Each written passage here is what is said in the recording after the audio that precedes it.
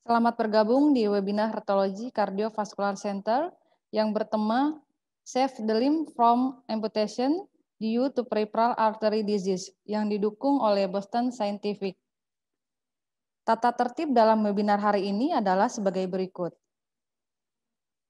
ID peserta dalam webinar ini harus menggunakan nama asli, bukan nama perangkat ataupun nama institusi. Semua peserta yang mengikuti webinar melalui Zoom dapat mengajukan pertanyaan melalui panel Q&A dengan menuliskan pertanyaan secara ringkas. E-sertifikat akan di-email bagi peserta yang mengikuti acara mulai dari awal sampai berakhirnya webinar. SKP dari ID, peserta akan mendapatkan 2 SKP, pembicara 8 SKP, moderator 2 SKP, dan panitia 1 SKP. Selanjutnya kami undang Dr. Sunu Raharjo, spesialis jantung dan pembuluh darah PhD, selaku moderator untuk memandu webinar kali ini. Kepada Dr. Sunu, waktu dan tempat kami persilahkan. Silakan Dr. Sunu. Terima kasih, Pak Dia. Assalamualaikum warahmatullahi wabarakatuh. Waalaikumsalam warahmatullahi wabarakatuh. Selamat pagi menjelang siang, sejawat sekalian. Selamat datang kembali pada webinar series Hematology Cardiovascular Center. Pada hari ini kita akan mendengarkan dan berdiskusi mengenai salah satu aspek dari cardiovascular disease, yaitu vascular disease, yang topik utamanya adalah pada peripheral artery disease, saving the limb from amputations due to peripheral artery disease. Ada 3 pakar yang akan memberikan perspektifnya dari view dari perspektif yang berbeda, sehingga akan memperkaya pemahaman kita mengenai peripheral artery disease. Ada 3 pembicara. Yang pertama adalah Dr. Adi Saputra Ramadinara. Boleh ditampilkan CV-nya, Mbak Dia?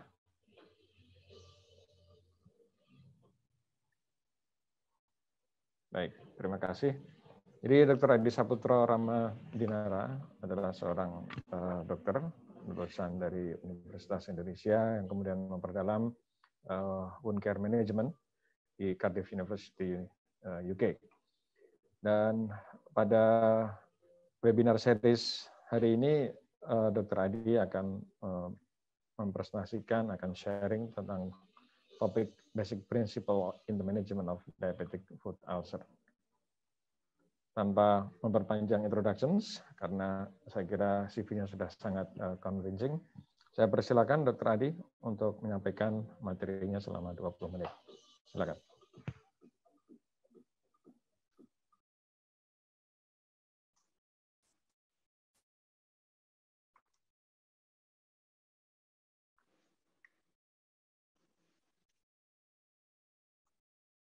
Terima kasih, Dr. Sunu.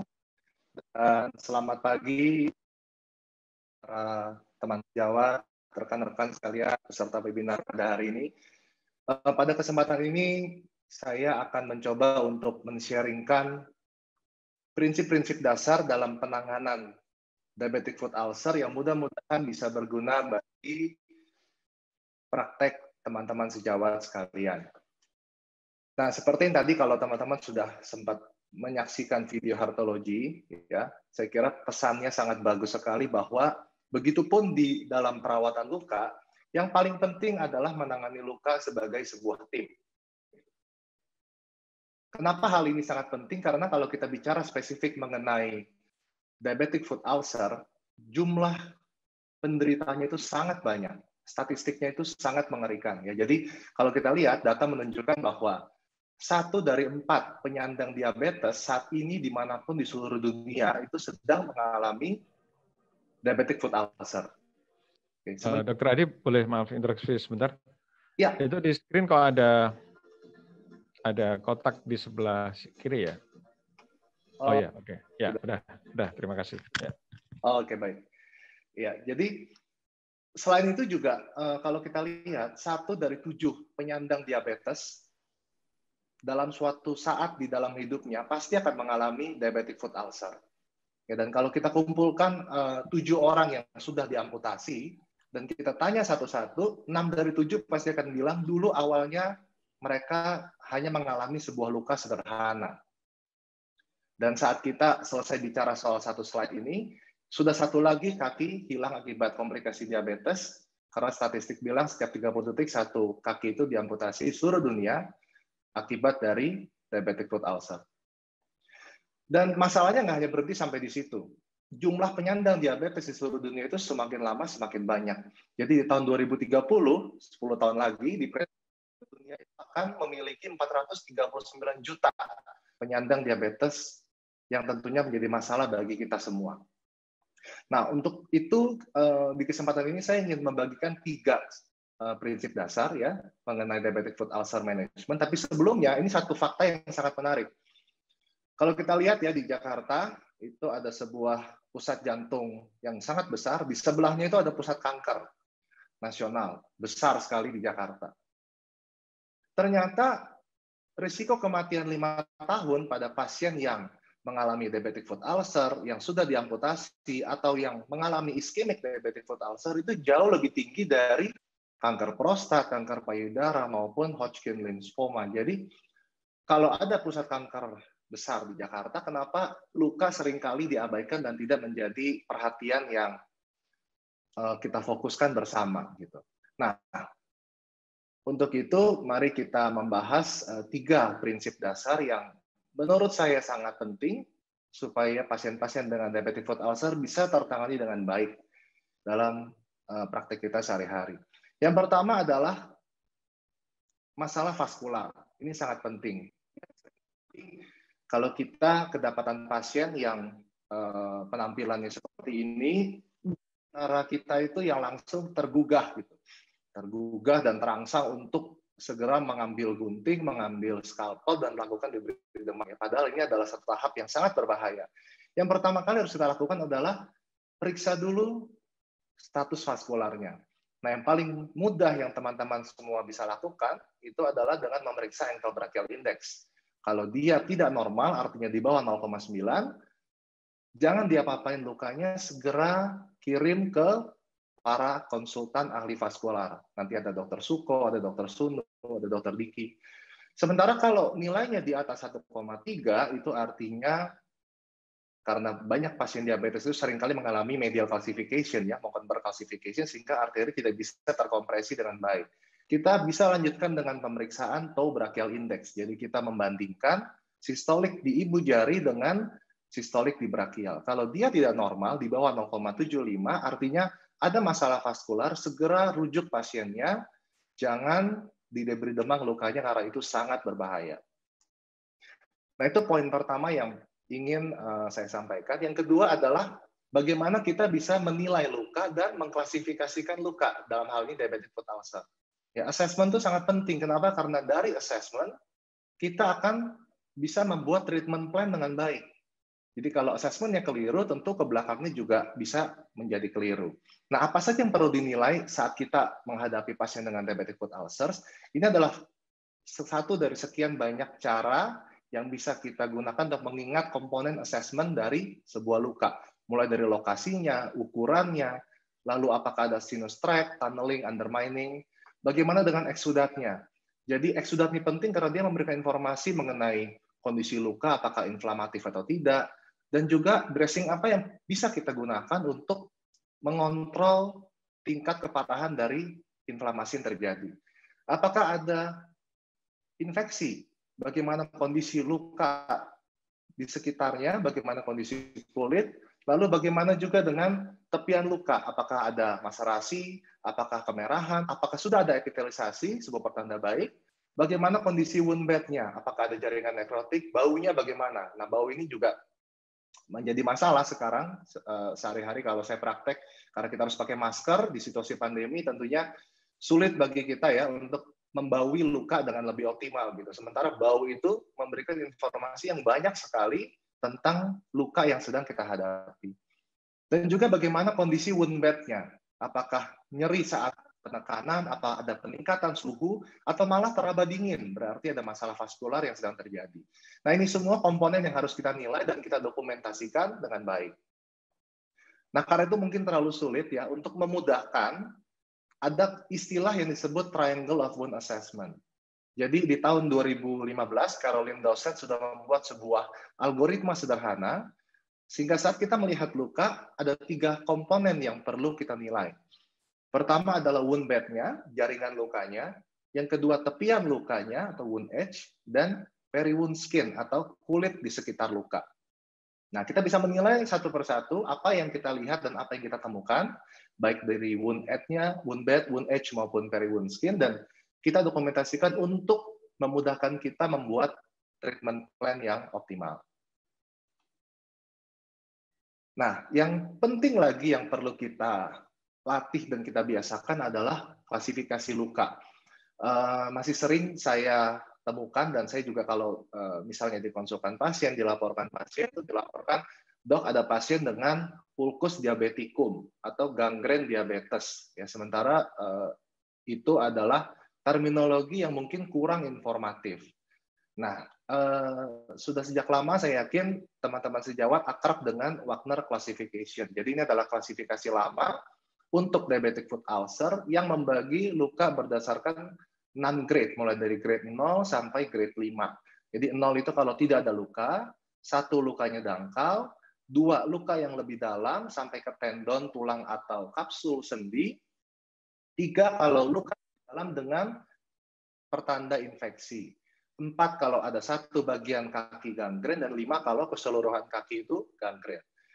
Nah, kendala dari Wagner adalah informasi mengenai status vaskular hanya bisa tampak dari grade 4 dan 5. Sementara kalau lukanya cukup dalam, ada infeksi, tapi ada masalah vaskular, informasinya tidak tersampaikan dari Wagner Classification ini. Jadi belakangan kita banyak menggunakan yang disebut University of Texas Classification System. Jadi Texas ini membagi menjadi grade dan stage. Grade itu berdasarkan kedalaman, jadi 0 itu tidak ada luka, 1 itu dangkal lukanya, 2 itu lukanya mencapai tendon atau kapsul sendi, 3 itu mencapai atau sendi. Sementara stage itu membagi berdasarkan kondisi lukanya. B itu infeksi, A itu tidak ada infeksi, tidak iskemik ya. B itu infeksi, C itu iskemik, sementara D itu ada kombinasi infeksi dan iskemik. Jadi contohnya misalnya kalau kita punya diabetic foot ulcer Texas 3B, itu artinya lukanya sudah mencapai tulang atau sendi, dan B itu artinya ada infeksi. Sementara vaskularnya baik. Nah, ini saya kira klasifikasi yang lebih informatif dan bisa lebih membantu kita dalam melakukan intervensi lebih dini bagi pasien-pasien kita. Nah, itu adalah poin yang kedua. Poin yang ketiga yang tak kalah penting adalah bagaimana. Dr. Adi, itu mohon maaf sekali lagi, itu screen-nya ketutup di sisi kiri ya? Maaf sebentar. Mungkin saya exit dulu ya, Dok. Coba saya. Gitu. Boleh, silakan. Soalnya kan materinya kan penting sekali ya. Oke, terima kasih. Coba ya, Dok ya. Baik, makasih Dr. Suno. Sudah lebih jelas, Dok? Ya, udah jelas sekarang, Dok. Baik, terima kasih. Mohon maaf gangguan teknisnya. Oke, yang terakhir ini yang tidak kalah penting adalah bagaimana kita menyiapkan wound bed preparation. Oke. Nah, ada sebuah terminologi yang dikenal dengan akronim TIME. Jadi TIME ini adalah sebuah konsep wound bed preparation yang dipopulerkan oleh para ahli di bidang wound care science oleh Profesor Schultz dan teman-teman di tahun 2003 dan di-update di tahun 2010 dengan konsep yang serupa. Apa itu TIME? Jadi TIME itu akronim atau kependekan dari tissue management, infection control, moisture balance, dan epithelial enhancement. Jadi 4 hal ini adalah poin-poin penting yang perlu kita lakukan atau kita perhatikan saat kita mempersiapkan wound bed dalam melakukan perawatan luka. Kita akan lihat satu-satu. Tissue management tentu sangat penting karena luka yang datang ke kita, diabetic foot ulcer itu biasanya memiliki banyak sekali necrotic tissue, masalah di jaringan yang perlu kita debris demang. Jadi debris demang adalah kunci untuk kita mengurangi bacterial load dan juga mengontrol ongoing infection dan inflammation, serta tentunya dengan infeksi yang terkontrol, kita bisa merangsang tumbuhnya jaringan baru yang lebih sehat. Nah, ada banyak sekali metode debris demam yang bisa dipilih. Jadi ini adalah contoh surgical debridement, masih menjadi gold standard saat ini. Ini adalah ultrasonic debridement, jadi menggunakan tenaga ultrasonik untuk memecah jaringan-jaringan nekrotik, membuat pocket-pocket yang nantinya bisa menghancurkan dan melitikkan slug. Ini adalah enzymatic debridement. Jadi enzymatic debridement ini menggunakan enzim yang biasanya berasal dari bakteri untuk memecah slug, melitikkan jaringan nekrotik sehingga memudahkan untuk dilakukan pembersihan luka. Ini adalah salah satu contoh agen untuk autolytic debridement, hydrogel. Ini adalah monofilament pad, jadi semacam microfiber yang kita biasa gunakan untuk ngelap mobil dan sebagainya. Nah, ini adalah contoh mechanical debridement yang saat ini diterima dan digunakan sebagai salah satu cara debris demam. Kalau dulu kita menggunakan wet to dry dressing, jadi kasa lembab ditaruh di atas luka, tunggu sampai kering, kemudian dicabut. Nah, itu tentunya sangat tidak nyaman untuk pasien, meningkatkan risiko trauma baru, dan menghambat penyembuhan luka. Nah, ini adalah contoh hydrosurgical debridement. Jadi alat ini bisa menghasilkan air bertekanan tinggi, pressurized water, yang bisa secara presisi kita kontrol untuk melitikkan slug dan bersifat seperti scalpel. Dan ini adalah biosurgical debris demam, jadi menggunakan larva maggot, Lucilia sericata atau Lucilia purina. Nanti mereka akan mensekresikan enzim yang bisa membantu untuk melitikkan jaringan mati atau necrotic tissue yang bisa lebih bersih. Nah, banyak metode yang bisa dipilih, tentunya bergantung dari ketersediaannya, ketersediaan ahlinya, biayanya, dan juga kondisi luka. Karena contoh kalau lukanya besar sekali dan kita menggunakan ultrasonic debris demam misalnya, tentu membutuhkan waktu yang lebih lama. Tapi poin yang paling penting di sini adalah kapan kita tidak boleh debris demam. Luka seperti apa? Nah, yang paling utama adalah luka iskemik. Jadi pasien dengan diabetic foot ulcer yang datang ke kita, kalau ada infeksi aktif, pasiennya sepsis, gangrennya itu basah, ya, wet gangrene, dan ada slug yang kelihatan, segera debris demam regardless status vaskularnya. Karena kita perlu melakukan source control of infection.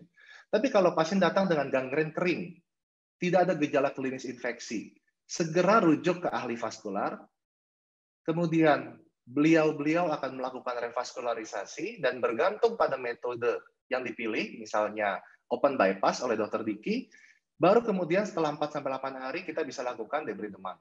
Sementara kalau Dr. Suko melakukan endovaskular, kita harus tunggu agak lama, 3-4 minggu, karena kita perlu meyakinkan bahwa status vaskularnya itu paten. Jika pasien datang ke kita dengan gangren kering, tapi status vaskularnya baik, kita bisa wait and see. Kita lihat kalau ada jaringan baru tumbuh di bawah eskarnya, bahwa kita bisa diam. Karena eskar itu juga bersifat seperti dressing alami, tidak perlu kita debris demam. Tapi kalau sudah mulai ada eksudat purulen, atau ada tanda-tanda tidak ada jaringan tumbuh, segera kita lakukan debris demam. Itu adalah tissue management. Kemudian infection control, ini sangat penting karena mostly luka-luka diabetik itu tidak sembuh karena infeksi yang tidak bisa tertangani dengan baik. Nah, satu poin yang perlu kita ingat, infeksi di luka akut seperti trauma, luka bakar, itu sangat berbeda polanya dengan infeksi pada luka kronik seperti diabetic foot ulcer. Nah, kita harus mengenal istilah planktonik dan biofilm bakteria. Jadi, ada bakteri planktonik, ya, ini bakteri yang sering kita ketemu waktu kita belajar di mikrobiologi dulu. Bakteri-bakteri ini aktif bermetabolisme, mereka hidup dengan koloninya, dan mereka yang biasanya menimbulkan infeksi akut. Sementara di chronic wound atau diabetic foot ulcer, pola bakterinya bukan lagi fenotipe yang planktonik, tetapi biofilm bakteria. Jadi biofilm bakteria adalah sekumpulan bakteri, lebih dari satu, mereka hidup bersama, berkoloni, dan mereka mensekresikan matriks yang disebut EPS, extracellular polymeric substance. Nah, bayangkan matriks ini seperti selimut yang menyelubungi mereka, melindungi mereka dari berbagai antibiotik, antibodi dalam tubuh untuk menghancurkan mereka. Jadi mereka sangat aman terlindung di dalamnya. Dan satu sifat biofilm bakteria yang penting, kalau planktonik tadi aktif bermetabolisme, biofilm bakteria itu dorman, mostly di dalam struktur biofilm. Ini adalah contoh, kita tahu Pseudomonas aeruginosa, saat aktif bermetabolisme, dia akan mengeluarkan pendarahan warna hijau. Kalau struktur Pseudomonas aeruginosa dalam bentuk biofilm, kita lihat warna hijaunya itu hanya di bagian permukaan luar saja. Sementara bagian dalamnya tidak ada warna hijau. Artinya apa? Mostly mereka dorman di dalam struktur biofilm. Nah, ini penting untuk diketahui. Kenapa? Karena masih banyak kita jumpai teman-teman sejawat yang menaburkan antibiotik topikal di atas luka kronis.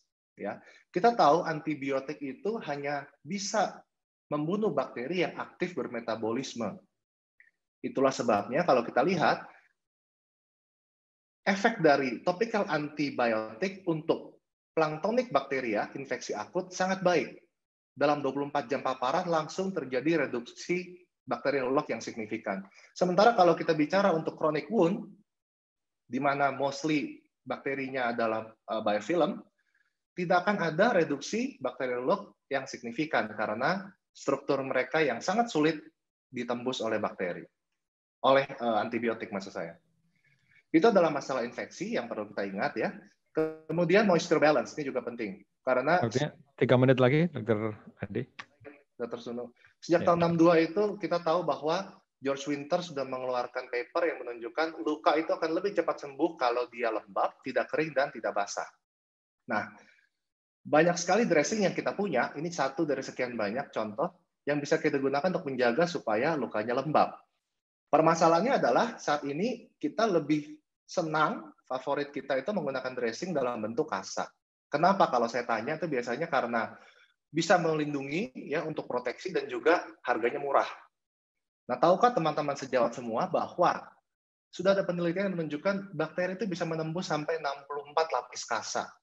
Oke. Jadi secara teori kalau kita mau melindungi luka dengan kasa, kita harus menutupnya dengan 65 lapis. Ganti 3 kali sehari, 7 hari seminggu. Bayangkan cost-nya. Bukan hanya itu, kasa itu juga bisa menghambat penyembuhan luka. Ya, karena biasanya kita gunakan kasa lembab, taruh di atas luka, kemudian kita diamkan.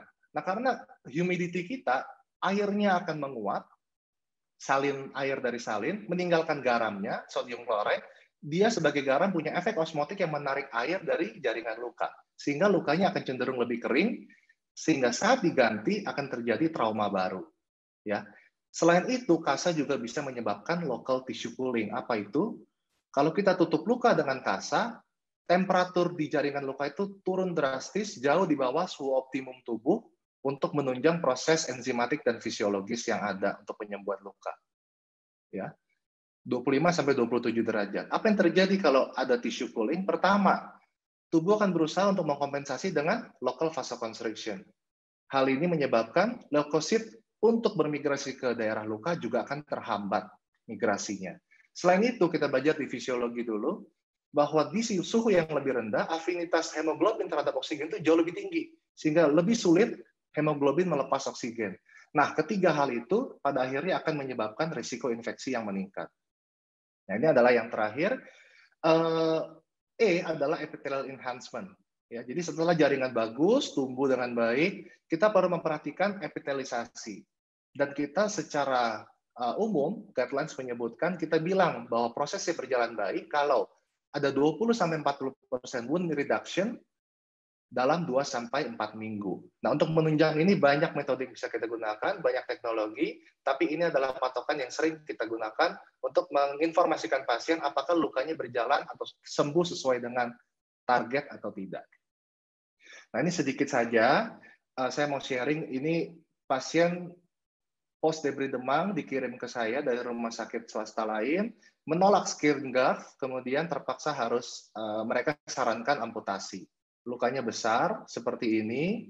Nah, dengan bermodalkan prinsip dasar yang tadi sudah kita bahas bersama, kita perhatikan asesmennya dengan baik, pemilihan dressing dengan baik, kita bisa merangsang supaya jaringan baru tumbuh dan terjadi epitelisasi dengan baik tanpa perlu menyebabkan pasien kehilangan kaki. Semoga ini bisa bermanfaat untuk kita semua. Sekali lagi terima kasih banyak untuk perhatian dan perhatiannya. Selamat kembalikan ke Dr. Sunu. Baik, terima kasih sekali Dr. Adi. Satu insight yang baru, paling tidak buat saya, tentang proses wound healing ya. Dan slide terakhir tadi sangat impresif yang menunjukkan proses penyembuhan luka. Sejauh sekalian, bila ada pertanyaan, saya persilakan untuk ditulis di Q&A. Akan kita diskusikan dengan para pakar, dengan para narasumber di akhir presentasi nanti. Jadi kita akan mengikuti presentasi yang kedua, Dr. Suko Adiarto. Mohon CV-nya, Mbak Dia. Ya, Dr. Suko Adiarto adalah cardiologist ya, interventions di Heartology Cardiovascular Center dan spesial fokus atau interestnya di coronary intervention, peripheral intervention, dan aortic interventions.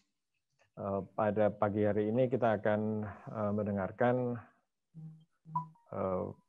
fokus beliau di peripheral interventions dengan judul Detection, Treatments, and Revascularization of Peripheral Artery Disease. Saya persilakan Dr. Suko, 20 menit. Baik, terima kasih Dr. Sunu.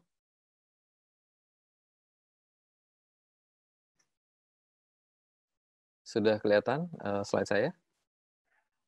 Ya, oke, sudah. Ya. Sudah full screen sudah.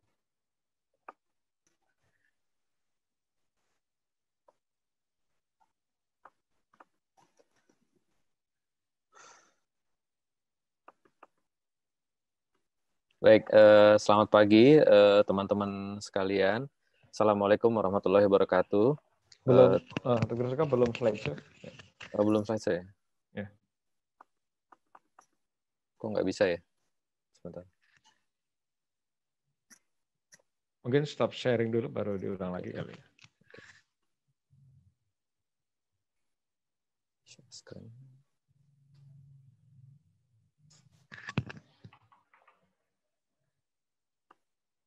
Oke, sudah bisa?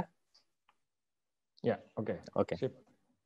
Terima kasih Dr. Sunu, Dr. Adi, Dr. Diki, dan teman-teman semua. Assalamualaikum warahmatullahi wabarakatuh. Terima kasih atas kesempatannya. Mungkin hari ini kita belajar bersama-sama tentang pencegahan amputasi karena penyakit arteri perifer. Penyakit arteri perifer kita bagi menjadi akut dan kronik, ya. Dan pada kronik sendiri juga dibagi menjadi 3 kategori: asimptomatik, claudication intermittent, nyeri pada kaki pada saat aktivitas, dan critical ischemia. Nah, ini spektrum dari peripheral artery disease, di mana kita bisa melihat ini claudication, pasien yang nyeri pada saat aktivitas, dan pasien yang mengalami luka, ya, mengalami luka bisa minor, ini bisa juga major yang menyebabkan pasien memiliki resiko yang tinggi untuk terjadinya amputasi. Nah, kalau kita ingin mencegah amputasi, teman-teman sekalian, tentu kita harus mengklarifikasi sebabnya apa saja. Nah, dari data statistik kita menunjukkan bahwa sebagian besar amputasi yang terjadi pada saat ini disebabkan oleh masalah vaskuler. Kalau kita lihat lebih detail lagi, ini PVD adalah peripheral vascular disease, dan ini adalah diabetes plus peripheral artery disease. Seperti tadi disampaikan oleh Dr. Adi, diabetes menyebabkan salah satu sebab terjadinya amputasi. Dan kalau kita ketahui, teman-teman sekalian, ancaman amputasi pada diabetes paling tidak 50% disebabkan oleh masalah pembuluh darah. Sehingga diabetes menyebabkan kelainan pada pembuluh darah yang pada akhirnya menyebabkan critical ischemia. Nah, ini staging daripada peripheral artery disease, dan kita tentu sering akhirnya berhadapan pada pasien yang mengalami claudication, nyeri pada saat aktivitas, dan pasien yang pada stadium yang lanjut dengan nyeri pada saat istirahat, kita sebut ischemic resting pain, atau pasien yang datang dengan luka atau non-healing ulcer, ya, disebabkan oleh suplai arteri, suplai oksigen dan nutrisi yang berkurang karena adanya peripheral artery disease. Nah, sehingga definisi dari critical limb ischemia adalah kejadian iskemia yang kronik yang ditandai secara spesifik berupa resting pain, nyeri pada saat istirahat, ulkus atau gangren yang disebabkan oleh sumbatan atau stenosis yang signifikan pada arteri perifer. Ini tadi disampaikan juga oleh Dr. Adi, kriterianya apa? Kita cukup mengukur tekanan ankle pressure di bawah 50 atau tekanan darah di jempol di bawah 30 mm mercury. Nah, ini contoh-contoh pasien dengan peripheral artery disease, ya. Kita bisa lihat bisa sedemikian parahnya, tidak ada revaskularisasi, tidak ada vaskularisasi di bawah kaki, juga pembuluh darah yang bersifat calcified seperti ini, atau bahkan ancaman terhadap amputasi karena adanya gangren. Nah, secara sederhana kita bisa menilai ulkus berdasarkan lokasi, ya, teman-teman sekalian. Kalau letaknya di malleolus seperti ini, kemungkinan besar dia adalah ulkus vena. Kalau dia adanya di daerah weight bearing age seperti ini, dia sering disebabkan oleh diabetic neuropati.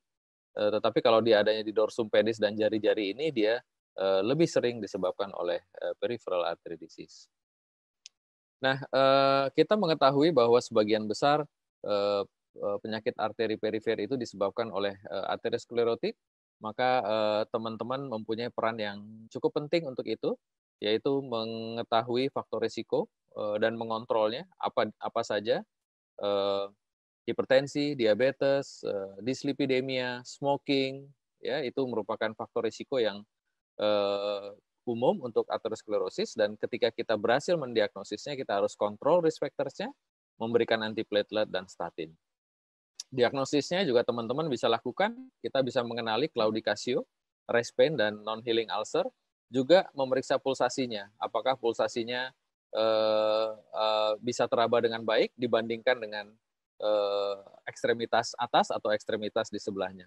Melakukan ankle brachial index dan mungkin segmental blood pressure analysis. Ini diagnostik tool-nya, teman-teman sekalian, nanti kita lihat sama-sama. Ini ankle brachial index tadi sudah disebutkan oleh Dr. Adi, mungkin kita langsung saja. Nah, kadang-kadang pasien dengan claudicatio yang sangat jelas, sangat tipikal keluhannya, menunjukkan ankle brachial index yang normal. Nah, pada pasien seperti ini biasanya kita menganjurkan untuk melakukan exercise ankle brachial index. Dan pada saat ini kita bisa melihat adanya perbedaan ankle brachial index sebelum dan sesudah exercise. Kita lewati saja. Ini yang disebut segmental blood pressure analysis. Tujuannya apa? Selain untuk membuktikan bahwa adanya peripheral artery disease dengan tekanan darah yang lebih rendah dari ekstremitas bawah dibanding ekstremitas atas, ini juga bisa membantu kira-kira menentukan lokasi di mana terjadinya stenosis. Ya, katakan kalau di paha atas tensinya 200, terus kemudian tiba-tiba di paha bawah dia 70, maka kita bisa menduga bahwa stenosis atau oklusinya berada di superficial femoral artery media. To pressure tadi sudah disampaikan oleh Dr. Adi, ini sangat mudah dan kita tidak memerlukan ekspertise maupun jam terbang untuk berlatih. Jadi sangat convenient. Ini ankle brachial index dengan to pressure, tadi sudah ada gambarnya juga dari Dr. Adi. Nah, tapi kadang-kadang kita tidak bisa mengukur ankle brachial index atau to pressure karena kondisinya seperti ini, ya teman-teman, jarinya nggak ada, kita nggak bisa ukur to pressure. Jadi dalam hal ini kita bisa mengukur yang disebut transcutaneous oxygen tension, ya, hanya dengan menempelkan lead pada daerah yang kita curigai, kita akan mendapatkan informasi mengenai transcutaneous oxygen tension. Ini kira-kira kalau dia sudah semakin kecil, transcutaneous oxygen tension-nya, dia akan sesuai dengan claudicatio atau resting pain atau tissue loss. Ya, ada diagramnya, kira-kira dia ada di mana dalam algoritma dari TCPO2. Ultrasonografi ya teman-teman, kita bisa menilai secara anatomis penyempitan atau oklusi dari ekstremitas dengan melakukan ultrasound. Nah ini kita bisa melihatnya secara two-dimensional, flow-nya bisa kita visualisasi seperti ini, stenosisnya bisa kita visualisasi, dan flow-nya juga kita bisa lihat kalau ada turbulensi seperti ini, biasanya dia merupakan turbulensi pasca stenotik yang menandakan bahwa proksimal dari turbulensi ini ada stenosis yang signifikan. Kita juga bisa mengukur peak systolic velocity ini teman-teman, kecepatan dari aliran yang bisa kita lihat bahwa kalau tekanannya meningkat secara signifikan pada area yang kita curigai stenotik, maka dia memberikan konfirmasi bahwa ini terjadi stenosis di segmen tersebut. Kita bisa melakukan CT angiografi seperti ini, gambarnya jelas sekali. CT angiografi generasi sekarang sangat akurat, non-invasif, cuman ada biaya yang cukup mahal, ada kontras dan radiasi yang cukup mengganggu pada pasien dengan chronic kidney disease. Ini adalah gold standar digital subtraction angiography. Biasanya hanya kita lakukan saat ini ketika kita akan melakukan intervensi. Dia gambarnya sangat jelas, tetapi tentu ini kerugiannya dia bersifat invasif, ada kontras dan ada radiasi.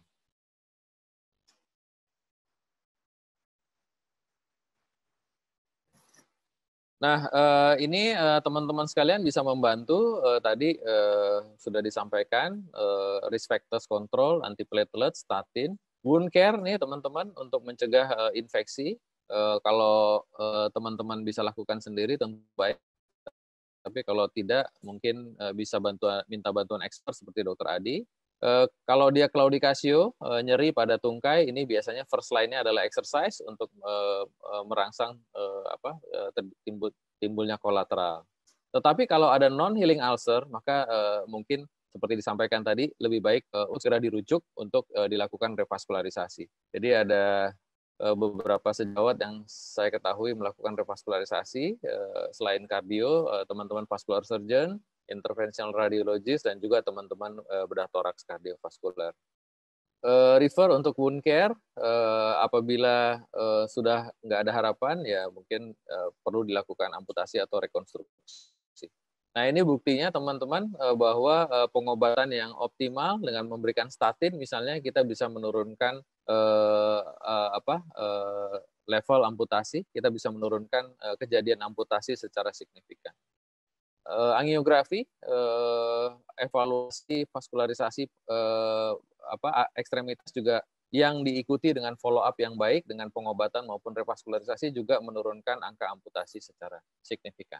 Nah, ketika kita membutuhkan revaskularisasi, ada opsi pembedahan ini seperti ini, bisa dilakukan aortofemoral bypass oleh Dr. Diki dan kawan-kawan, axillofemoral bypass atau femoral bypass, tergantung dari di mana terjadinya stenosis tersebut. Nah, ini beberapa contoh tindakan endovaskular, teman sekalian. Ini kita lihat superficial femoral artery-nya mengalami stenosis dan di ujung sini mengalami total oklusi. Ini teknik endovaskular yang kita lakukan, kita bisa melakukan revaskularisasi dengan baik dan merestorasi flow-nya secara signifikan. Ini pasiennya tadi kebetulan lukanya kecil segini dan bisa menyembuh secara spontan pasca revaskularisasi. Ini contoh aortoiliac occlusion, teman-teman, buntu total di aortoiliac bifurcation. Ini dengan akses kedua femoral kita bisa tembus dan kita lakukan stenting seperti ini dengan hasil yang cukup baik. Ini pasien dirujuk oleh Dr. Adi, mungkin nanti Dr. Adi bisa cerita kelanjutan dari pasien ini dengan ulkus di kaki. Ini total oklusi pada superficial femoral artery, ya. Kalau teman-teman lihat ini wire kita berhasil menembus total oklusi tersebut. Tetapi setelah kita tembus, ternyata di bawah total oklusi lagi di poplitea dan tibioperoneal junction, total oklusi lagi dengan kolateral. Ini setelah 2 jam atau 2,5 jam kita berhasil tembus superficial femoral artery, hasilnya seperti ini. Dan ini femoropopliteal popliteal artery dengan tibioperoneal trunk berhasil kita revaskularisasi, dan ini ujung distal dari anterior tibial artery dan posterior tibial artery. Ini pasien juga datang dengan critical limb ischemia. Ternyata total stenosis di popliteal proximal dengan tibioperoneal trunk yang hampir tidak terlihat. Kita berhasil menembus anterior tibial artery dan melakukan retrograde approach. Sini kita di plantar loop, wire-nya kita kembalikan ke posterior tibial artery dan kita berhasil tembus posterior tibial artery seperti ini, dan ini hasil akhir dari pasien tersebut. Nah, apakah revaskularisasi berhasil menurunkan angka amputasi? Ya, jelas sekali ya teman-teman. Revaskularisasi berhasil menyelamatkan kaki dengan jumlah yang signifikan. Nah, ada juga teman-teman sekalian amputasi yang disebabkan limb ischemia yang sifatnya akut, yaitu sumbatan yang terjadi secara akut pada pembuluh darah ekstremitas, umumnya lebih banyak pada ekstremitas bawah.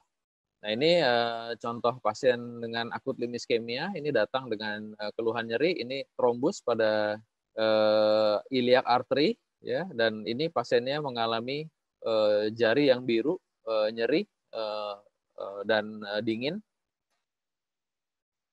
Sebabnya sebagian besar adalah tromboemboli yang datang dari jantung. Ada sebab-sebab lain yang jumlahnya tidak terlalu banyak, dan kita ketahui bahwa tromboemboli dan in situ trombosis adalah penyebab mayoritas daripada akut limb ischemia. Pasien risiko tinggi, pasien gagal jantung dengan low ejection fraction, ada trombus di left ventricle, pasien atrial fibrilasi, ini banyak pasien Dr. Sunu. Kita ketahui atrial fibrilasi bisa menyebabkan tromboemboli. Pasien diseksi aorta dengan intraluminal trombus yang bisa menyebabkan tromboemboli distal, atau post arterial puncture kalau kita tidak hati-hati. Ini teman-teman gambar atrial fibrilasi dengan gambaran yang khas, R dan R-nya yang irregular. Tandanya apa teman-teman? Adanya pain, ada kita kenal ada yang disebut 6P, pain, pulselessness, pallor, paresthesia, paralysis dalam stadium lanjut, dan poikilotermi, ya, kakinya dingin. Teman-teman bisa berperan dengan baik mengenali pasien risiko tinggi, misalnya apa? Pasien dengan atrial fibrilasi, pasien dengan left ventricular thrombus, pasien pasca ganti katup mechanical, treat underlying disease, ya, atrial fibrilasi, diberikan antikoagulan, di edukasi untuk terus meminum antikoagulan. Deteksi dini, ya, deteksi dini 6P tadi teman-teman sangat mudah didiagnosis, dan diagnostik tes yang tepat, bisa ultrasound, bisa CT angiografi, atau langsung dilakukan arteriografi. Early management, teman-teman bisa berikan antikoagulan, heparin, dan sebagian besar membutuhkan revaskularisasi, sehingga teman-teman bisa rujuk pada sejawat yang melakukan revaskularisasi seperti kami, kardio, teman-teman bedah toraks kardiovaskular, maupun radiologi intervensi untuk melakukan catheter directed thrombolysis, thrombosuction, atau surgical embolectomy. Nah, ini Dr. Diki biasa melakukan surgical embolectomy pada pasien dengan akut limb ischemia karena trombus. Ini Fogarty catheter, teman-teman. Nanti mungkin Dr. Diki lebih jelas mengenai hal ini. Bisa mengeluarkan trombus dengan melakukan surgical embolectomy dengan Fogarty catheter. Ini contoh, ini pasien yang tadi teman-teman, kita lihat total oklusi karena trombus di iliac artery. Kita melakukan thrombosuction, teknik yang disebut percutaneous mechanical thrombectomy dengan angiojet. Jadi kita berikan dulu trombolitik dan kemudian kita suction seperti ini. Dan kadang-kadang kita kombinasi dengan angioplasti dan stenting, seperti pasien ini kita stenting di sini, dan ini hasil akhir dari pasien tersebut.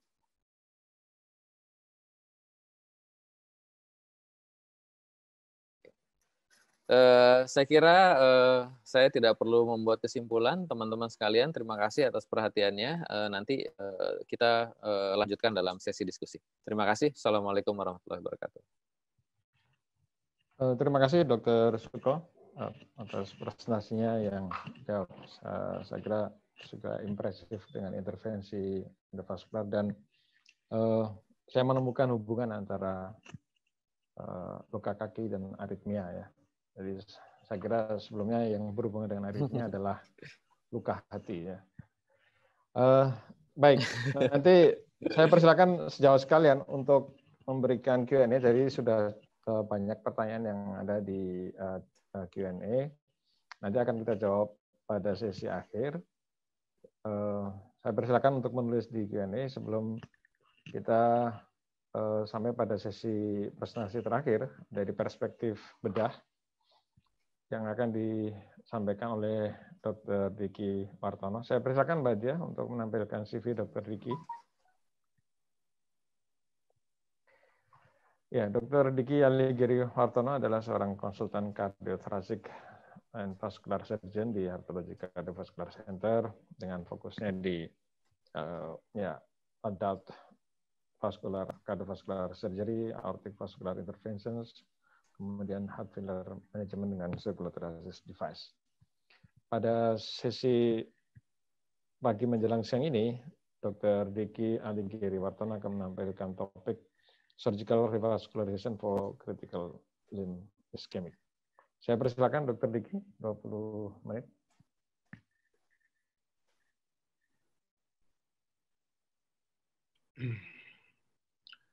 Oke, selamat siang, selamat pagi menjelang siang.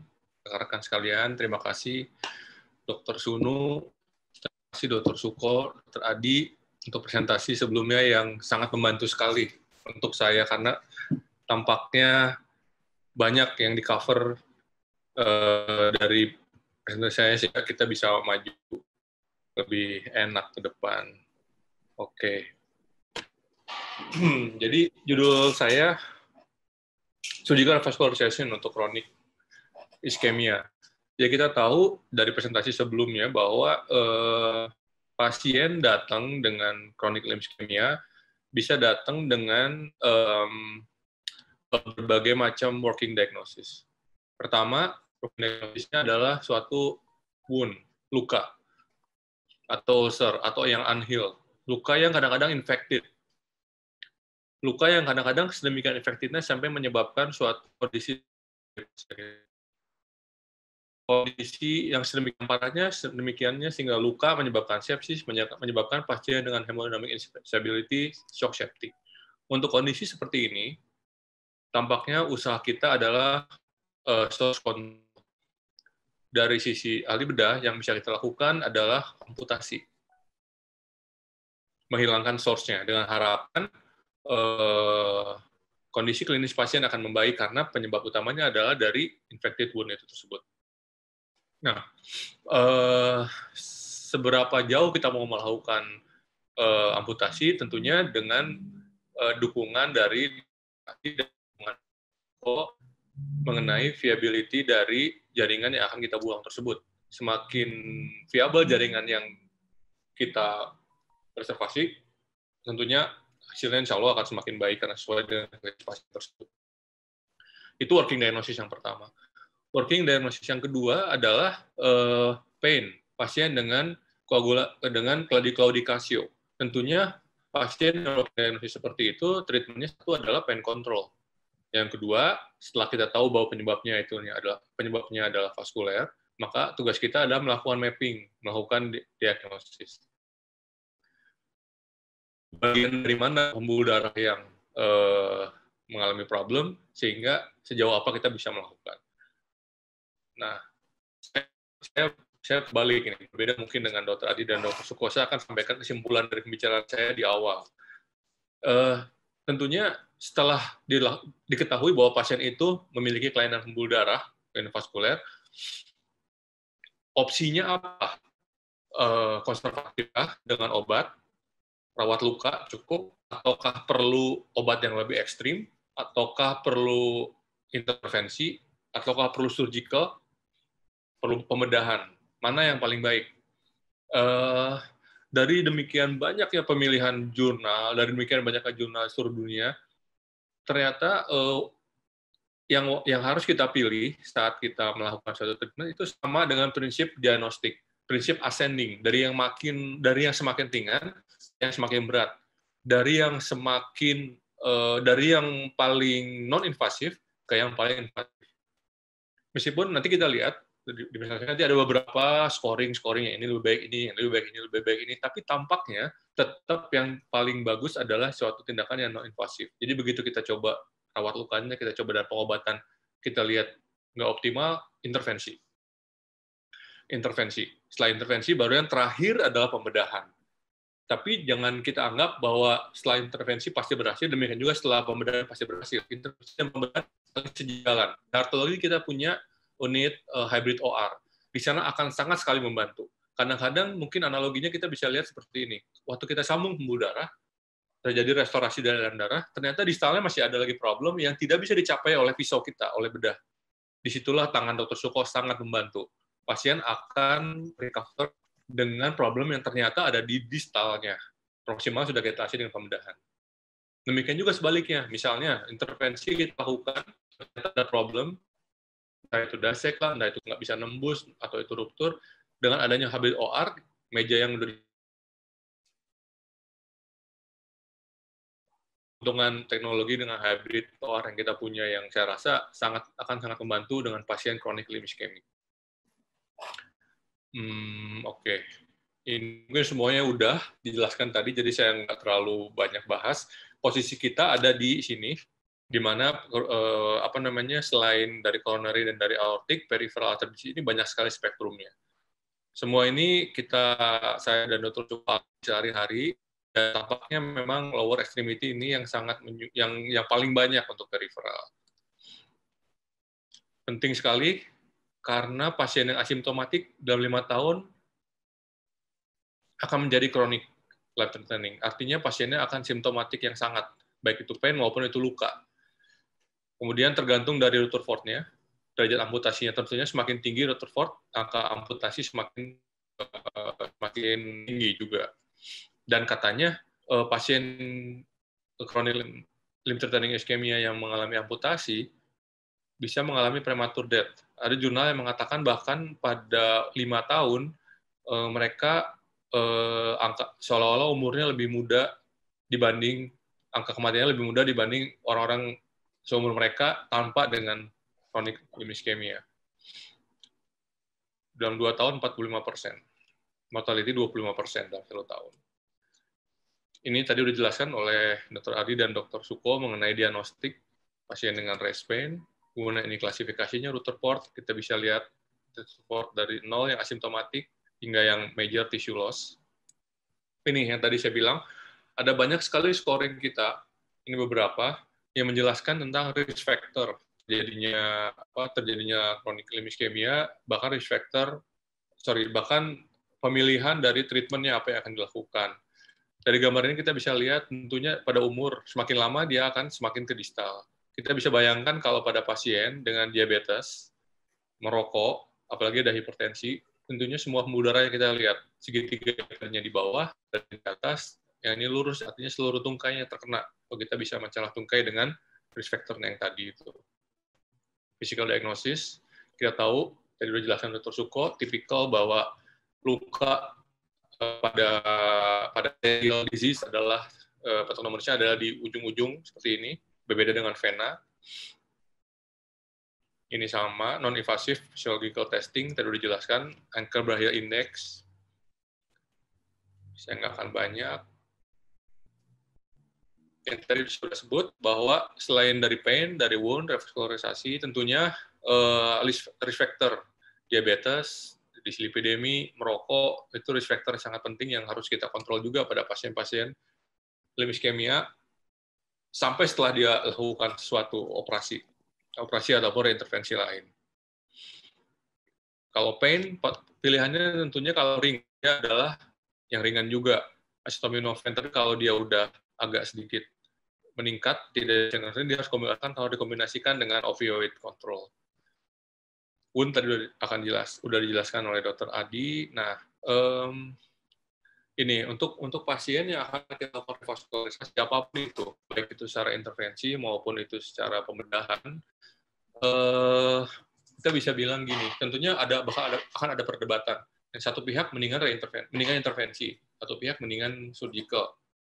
Masing-masing punya logic thinking yang oke, yang punya reason yang masuk akal. Angka memang ada, mana orang pasien subset tertentu yang lebih diuntungkan dengan open ataupun subset tertentu yang diuntungkan dengan intervensi.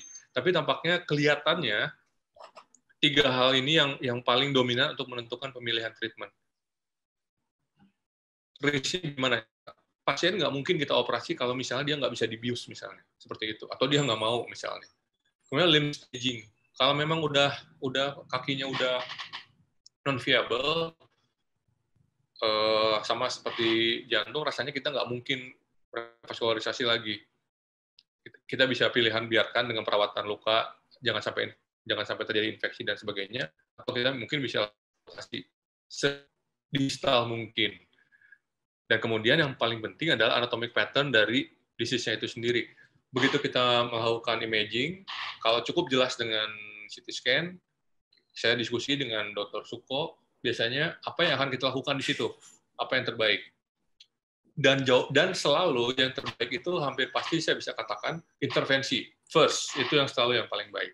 Nah, kita sangat memerlukan seorang intervention yang sangat berpengalaman seperti Dr. Suko. Mengapa? Satu, keberhasilannya cukup bagus. Kedua, kalau memang tidak bisa dilakukan reintervensi, artinya selanjutnya harus ke bedah.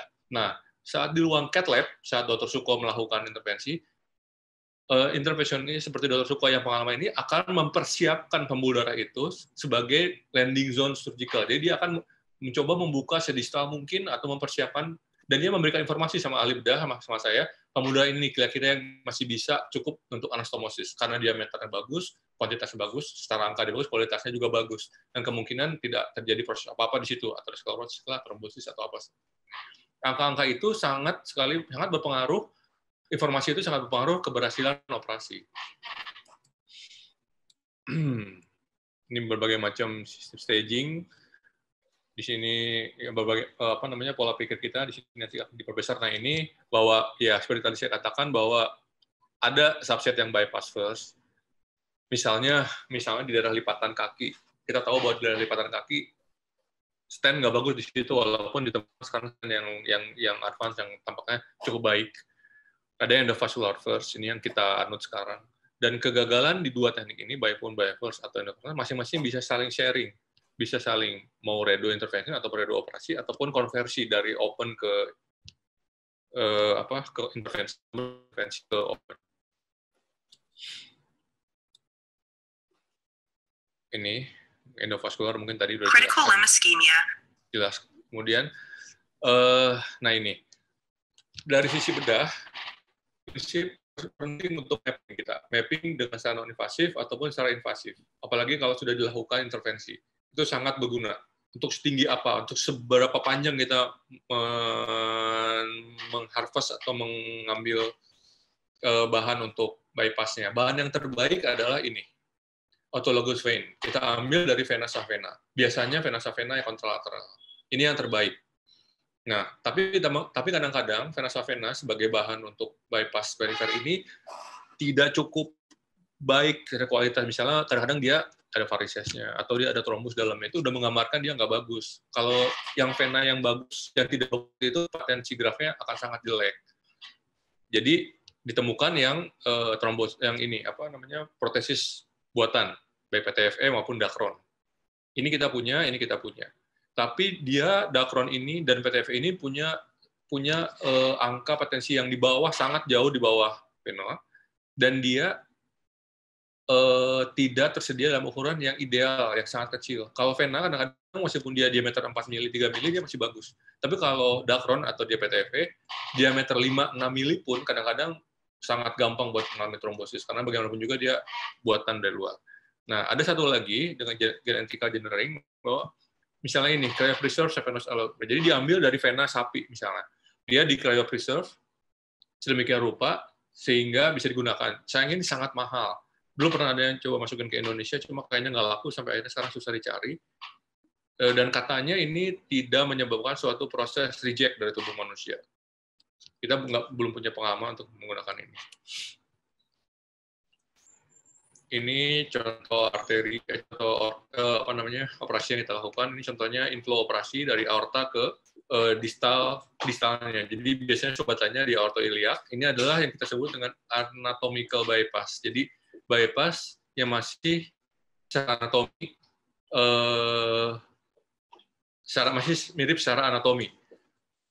Maaf, nggak ada gambar di sini, tapi kadang-kadang kita nggak bisa melakukan ini. Misalnya, kalau trombusnya atau sumbatannya sudah sangat tinggi, melibatkan renal bilateral, kadang-kadang sampai ke mesenterik, atau di sana kita tidak tervisualis sama sekali, sehingga kita melakukan bypass yang kita sebut dengan istilah ekstra anatomi, jadi luar anatomi. Luar anatomi yaitu inflow-nya dari arteri aksilaris biasanya all the way turun ke bawah sampai iliac arteri. Tentunya semakin jauh, semakin tidak anatomis, potensinya semakin jelek. Sorry. Ini endarterektomi, kita lihat aterom. Saya salut dengan teknologi endovaskular sekarang yang bisa menghancurkan aterom ini, karena kadang-kadang secara surgical pun kita sangat susah, baik melepasnya ataupun menghancurkan ini hampir kayak batu mungkin konsistensinya kalau. Sehingga begitu dibuka, biasanya intimannya ikut keambil, kita harus tutup dengan tambahan patch biologis. Yang paling sering yang kita lakukan adalah infrainguinal bypass, baik femoropopliteal maupun femorofemoral. Ini dulu kita lakukan memang sepanjang ini insisinya, tapi sekarang kita nggak lakukan sepanjang ini, cukup dari mana sampai ke mana kita buat. Vena yang mau kita ambil pun insisinya nanti ada gambarnya, tidak terlalu panjang. Kita akan preserve di daerah lipatan, karena itu yang akan menyebabkan gangguan penyembuhan. Saya akan coba share video salah satu operasi.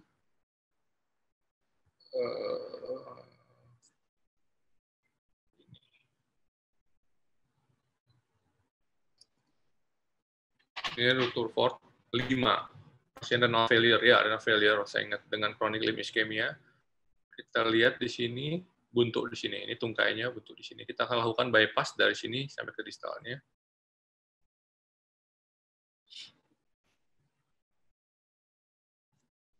Saat kita mulai belajar, hampir selalu kita gunakan turnike untuk mengharvest vena, supaya venanya mengalami dilatasi. Sekarang kita nggak pernah lakukan itu lagi, kita udah nemu triknya, dan sisinya pun sudah tidak seheboh ini lagi, cukup 1, 2, 3, sisi panjang 1 atau 2 cm. Ini venanya. Oh, sorry, ini menghalangi.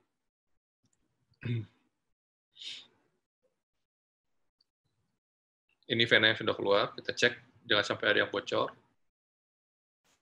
Ini vena yang di proksimal, kita gunakan sebagai distal, karena kita tahu aliran vena dari distal ke proksimal. Jadi kita tidak menggunakan vena dari proksimal ke distal, karena ada katup di situ yang akan mencegah aliran. Kemudian kita buka poplitea, arteri poplitea.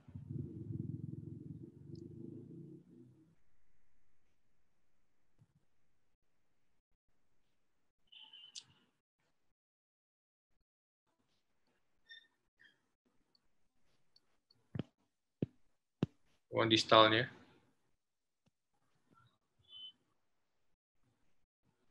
Cari. Pada kasus ini, kalau nggak salah, kita akan melakukan total bypass ke poplitea dan ke tibialis posterior, sehingga kita lakukan apa yang kita sebut dengan Y-graft. Anastomosis 7-0, sekarang kadang-kadang kita menggunakan 6-0. Ya, flow dari proksimal bagus, yang kita melakukan distal anastomosis.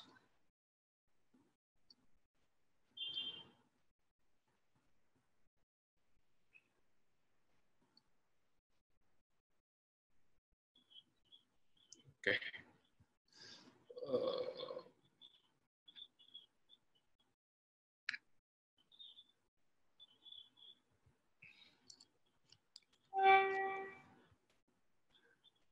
Jadi hasil operasi dalam 5 tahun adalah 85%. Ini untuk yang ortobifemoral.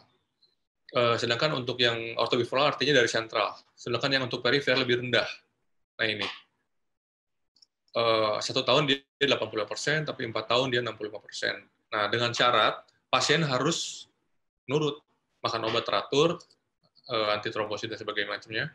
Pasien harus mengganti lifestyle, harus ini lifestyle-nya, mengatur lifestyle-nya. Dan yang paling penting adalah bahwa harus dilakukan tetap surveillance. Dulu katanya cuma punyanya intervensi, tapi ternyata surgical pun kita sangat memerlukan surveillance ini untuk membantu kita outcome yang lanjutnya. Dengan cara ultrasound, itu yang paling non-invasif. Kalau ada gejala atau ada simptom, selain ultrasound, tentunya intervensi sangat membantu karena bisa melakukan sekaligus kalau kita melakukan suatu intervensi post. Mungkin demikian pesan dari saya. Terima kasih. Wassalamualaikum warahmatullahi wabarakatuh.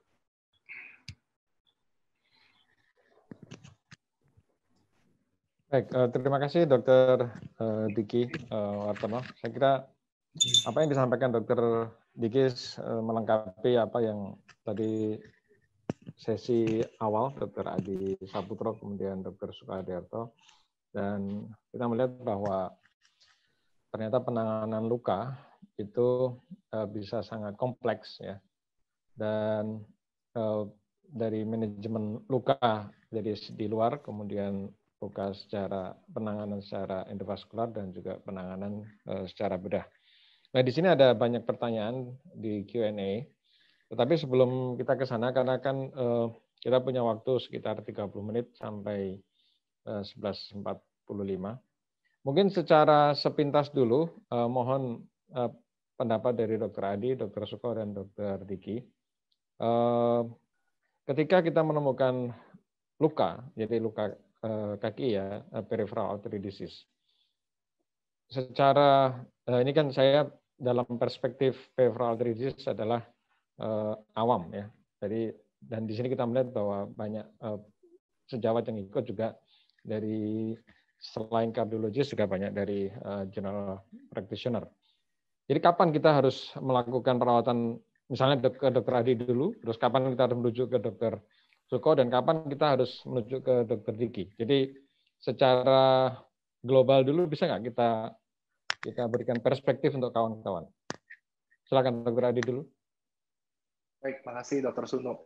Jadi kalau menurut hemat saya, seperti halnya juga yang saya ketemu di praktek ya dok, pasien datang luka, itu biasanya ada dua kemungkinan. Satu, dia memang ekstrim neuropati, datang tuh basah, bernanah, bahkan belatungan dan sebagainya, tapi vaskularnya baik. Nah itu satu option. Satu lagi adalah pasien datang dengan ekstrim masalah vaskular.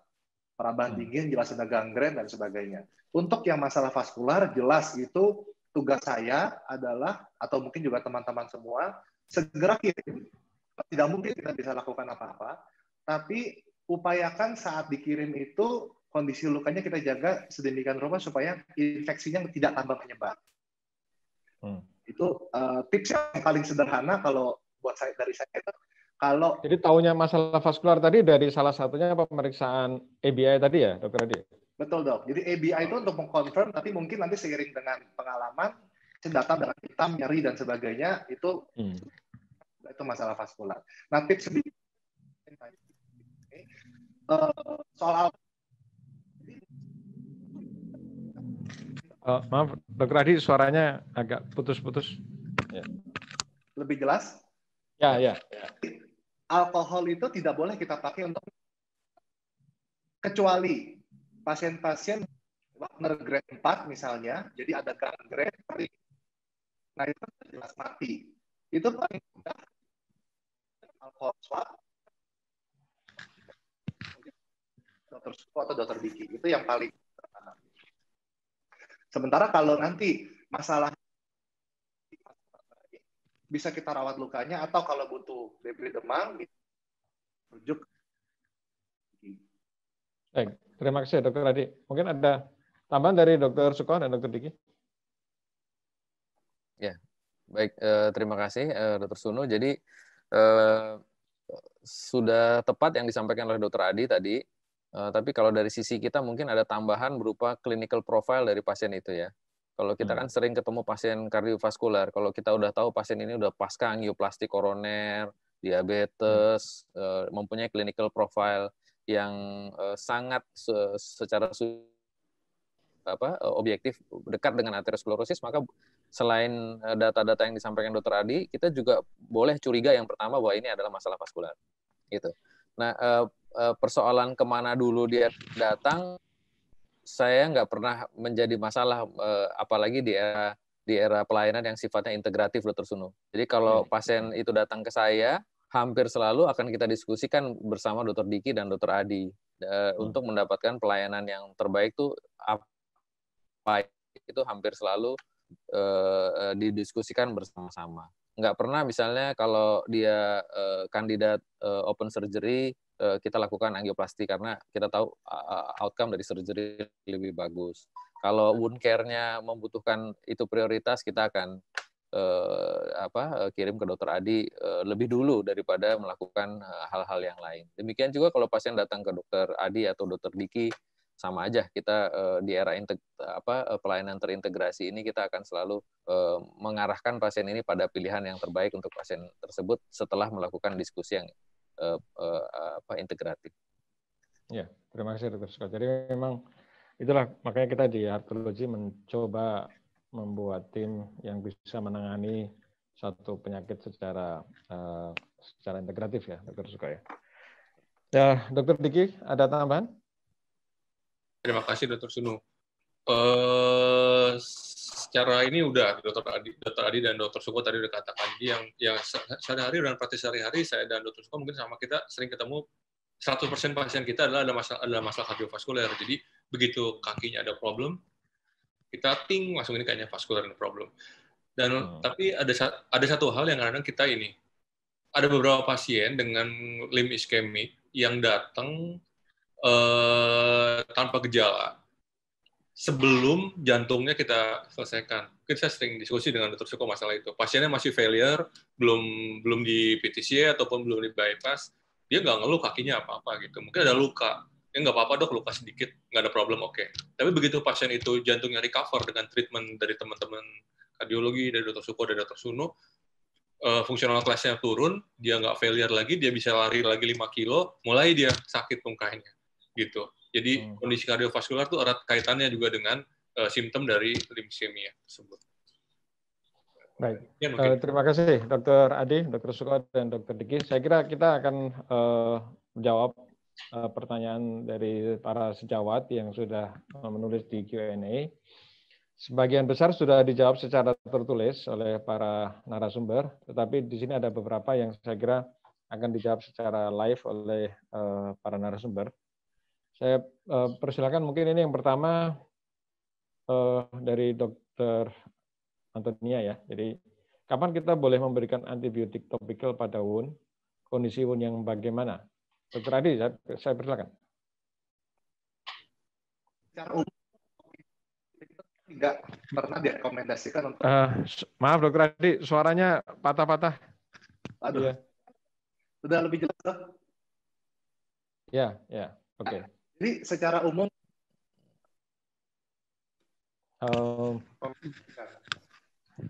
masih patah ya Dr. Adi ya? Masih patah sebentar. Dok, sudah lebih jelas? Ya, jelas. Ya, ini jelas sekali. Baik, jadi secara umum topikal antibiotik itu tidak kita rekomendasikan dok untuk perawatan luka, terutama luka kronis ya dok ya. Kenapa? Karena masalah kita di luka kronis itu adanya biofilm bakteria. Bakterinya itu bukan planktonik biasa. Itu yang pertama. Struktur biofilm itu nggak memungkinkan kita merawat dengan topikal antibiotik. Yang kedua, antibiotik itu spesifik. Dia hanya bisa mentargetkan satu jenis spektrum bakteri tertentu. Jadi yang kita selalu gunakan itu adalah antiseptik. Nah, topikal antiseptik sebagai wound dressing itu banyak pilihan dok. Mulai dari silver dressing, mulai dari kadexomer iodine, dan itu semua bagusnya adalah satu, masa kerjanya panjang. Jadi tidak per 8 jam kerja gitu di lokal. Yang kedua, dengan antiseptik kita tidak peduli lagi dengan yang ada di luka. Jadi antiseptik ini bisa membunuh semua spektrum dengan baik tanpa perlu mengkhawatirkan resistensi. Mungkin begitu, Dr. Ya, terima kasih, Dr. Adi. Jadi tadi sekali lagi mohon maaf ya, Dr. Adi, suaranya kadang-kadang masih patah. Tapi saya lanjutkan lagi ke pertanyaan sejawat yang lain. Ini untuk Dr. Suko ya. Apakah pemberian statin pada kondisi peripheral artery disease tidak perlu memeriksa profil lipid? Dan kira-kira berapa dosis preventif yang disarankan? Terima kasih. Baik. Dari Dr. Firmani. Ya, terima kasih Dr. Sunu. Kalau kita melihat guideline terakhir dari American Heart Association atau European Society of Cardiology dalam hal secondary prevention, kita akan melihat bahwa pemberian statin itu sekarang didasarkan pada risk profile dari pasien, ya. Jadi ada low risk, medium risk, high risk, dan very high risk. Nah, seyogianya memang kita tetap melakukan pemeriksaan lipid profile. Tapi dalam keadaan yang disebut very high risk, dalam klasifikasi yang diberikan oleh European Society of Cardiology maupun American Heart Association, maka terdapat beberapa kelompok yang dikatakan very high risk, ya, seperti pasca infark, pasien dengan peripheral artery disease, pasien stroke, pasien diabetes, pasien aneurisma aorta abdominal. Nah, pada kelompok ini, dia akan diberikan high intensity statin, entah atorvastatin 40-80, atau rosuvastatin 20-40 mg, itu akan menurunkan event, Dr. Sunu. Jadi targetnya adalah untuk menurunkan LDL minimal 50% dari initial LDL-nya, gitu ya. Nah, kita ketahui dulu bahwa target LDL itu harus dikurangi menjadi 160. Terus kemudian kita ketahui bahwa kalau 130 mortalitasnya lebih rendah. Terus kemudian beberapa tahun kemudian ternyata 130 lebih rendah. Berapa tahun kemudian 70 lebih rendah. Nah, sekarang yang dianjurkan adalah 50. Nah, apakah di bawah 50 mortalitasnya akan menurun? Belum tahu, karena belum ada evidence-nya. Tapi intinya gini, bahwa pada kelompok yang very high risk, dia akan diberikan statin dosis tinggi. Perlukah diperiksa lipid profile? Perlu, karena itu membantu kita untuk menentukan target menurunkan LDL sampai di bawah 50 atau minimal, bukan minimal, dan paling tidak 50% dari initial LDL. Demikian, Dr. Sunu. Ya, terima kasih. Mungkin ada pertanyaan yang lain, mungkin bisa diteruskan juga ya, Dr. Suko. Ini soal prevensi. Jadi kapan pemberian antiplatelet dan antikoagulan juga dari beberapa sejawat yang lain. Apakah sama? Jadi prinsipnya adalah stratifikasi risiko gitu? Baik. Kalau antikoagulan tidak ada indikasi khusus untuk penyakit arteri perifer. Yang diberikan antikoagulan adalah kelompok yang dalam perspektif akut limb ischemia, dalam perspektif peripheral artery disease adalah kelompok yang mempunyai risiko tinggi untuk terjadinya tromboemboli. Ya, misalnya apa? Pasien Dr. Sunu yang atrial fibrilasi, pasien pasca ganti katup mechanical, yaitu memerlukan antikoagulan for life. Pasien dengan trombus pada left ventricle, very low ejection fraction. Nah, ini pasien yang mempunyai risiko tinggi untuk mengalami tromboemboli. Tapi untuk peripheral artery disease sendiri tidak ada indikasi khusus untuk pemberian antikoagulan. Oke, baik. Terima kasih, Dr. Suko. Kemudian untuk Dr. Diki, ini ada pertanyaan mengenai ya indikasi ya. Kapan sih ini? Jadi ada penanganan ulkus arteri, vena, diabetes itu kapan sih sebenarnya dirujuk untuk ke bedah? Jadi ini memang kriterianya tadi ya, yang ditanya Dr. Duff Wei. Saya nggak tahu Dr. Duff Wei. Oke. Terima kasih Dr. Sunu untuk. Nah, jadi prinsipnya gini.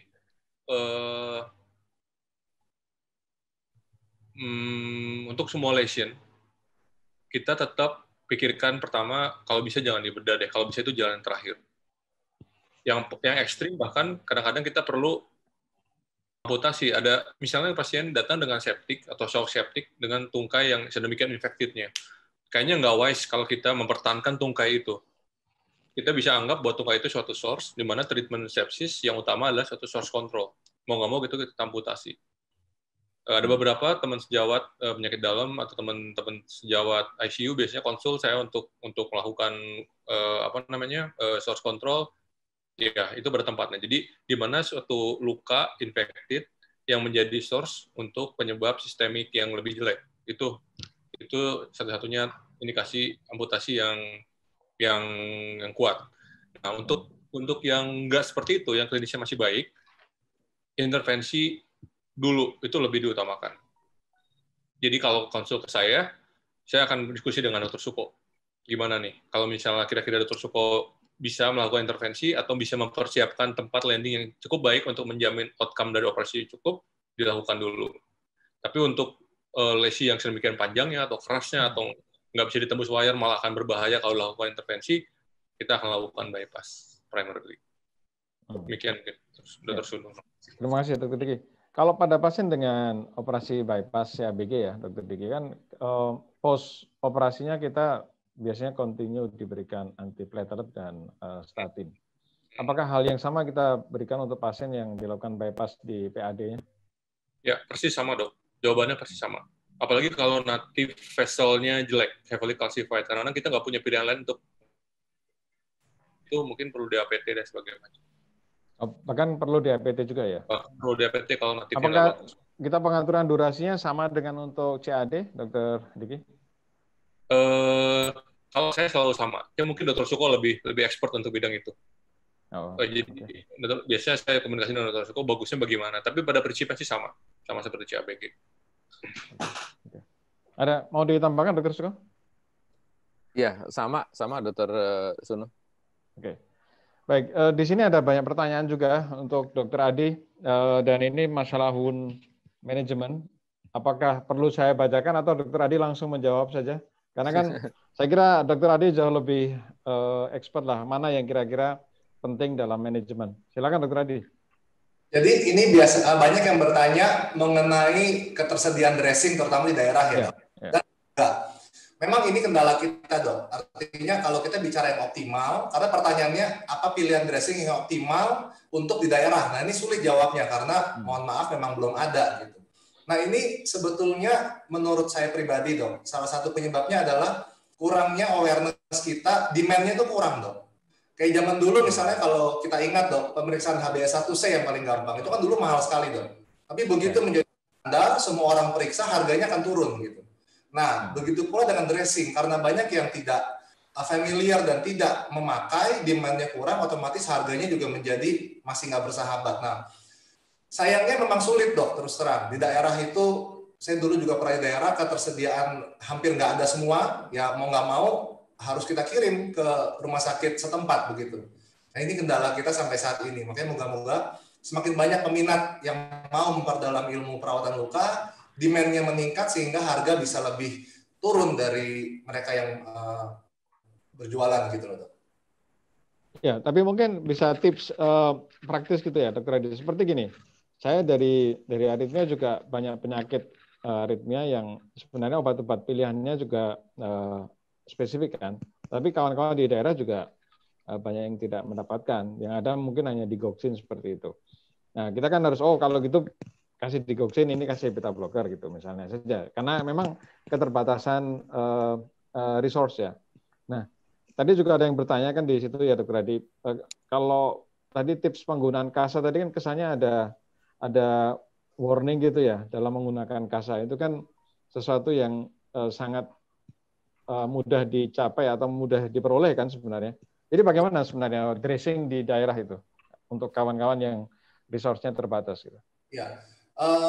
Sebetulnya terakhir yang saya tahu ya, Dok, di daerah, even di Papua, kalau di kota besarnya itu Merauke atau di Jayapura, sudah ada, Dok, sebetulnya yang sederhana seperti foam dressing begitu, untuk menutup luka. Cuman mungkin sosialisasinya yang kurang sehingga, dan harga juga faktor cost yang menyebabkan orang masih memilih menggunakan kasa. Padahal yang seperti tadi saya singgung, bahaya menggunakan kasa itu banyak sekali dok kalau hanya dipakai kasa tok untuk nutup luka gitu. Karena lukanya menjadi kering, infeksi resikonya meningkat, dan dia tidak akan membantu banyak untuk merawat luka.